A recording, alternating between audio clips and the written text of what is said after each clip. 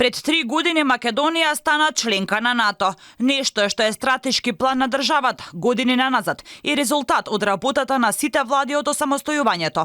Но што Македонија доби, а што изгуби за да стане дел од семејството на безбедносната алијанса?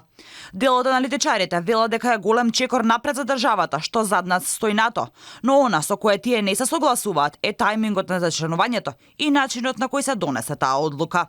Аналитичарот Клековски за Алфа вели: добивме безбедност, ама и корупција. Тоа што Македонија го доби е зголемена безбедност. Еве гледаме дека и многу посилни држави од Македонија како Финска и Шведска аплицира за членство во НАТО. Тоа што изгубивме, го изгубивме достоинството. Изгубивме владење на правото, бидејќи членството беше постигнато на соуцени и закани во собранието, а не со консензус кој секако постои за членство во НАТО и ЕУ.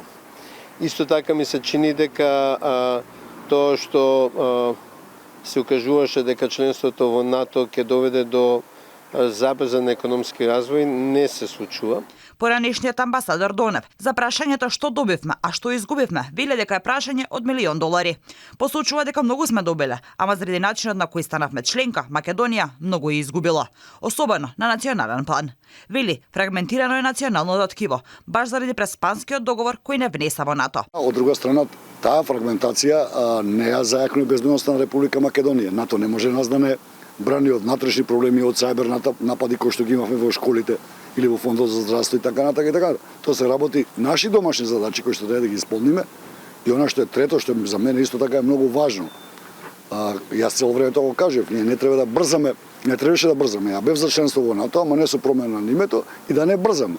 Да не брзаме зашто ние немаме пари као приоритет да ги вложиме во одбраната. Сега имаме ситуација која министерот за одбрана заговара до 2% од бруто домашниот производ иде во НАТО, финансирањето на нашата армија и нашата безбедност, а од друга страна вие немате учебници во основното и во средното училиште. Членството во НАТО и се уште неисполнетото членство во Европската унија се стратешка цел на државава. Во алијансата влеговме со сменет устав и сменето име. Дали во европското семејство ќе влеземе повторно за сменет устав и нови уцени е прашање на кое треба да одговорат челниците на владата и македонската дипломатија.